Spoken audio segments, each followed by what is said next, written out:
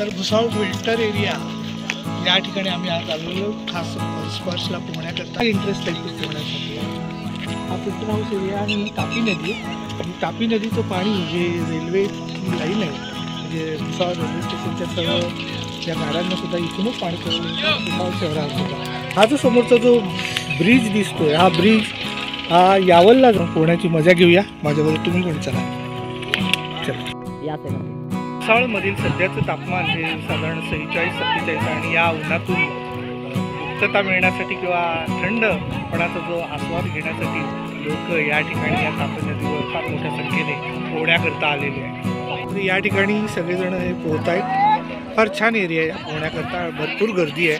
तरी आज सुट्टीचा दिवस नाही म्हणजे सुट्ट्या पडलेल्या आहेत परंतु रविवार नसल्यामुळे आम्ही त्या ठिकाणहून इथपर्यंत हे चालत आलो इथपर्यंत या रस्त्यावरून पलीकडच्या बाजूने आमच्या पाण्यामध्ये जातो हळूहळू।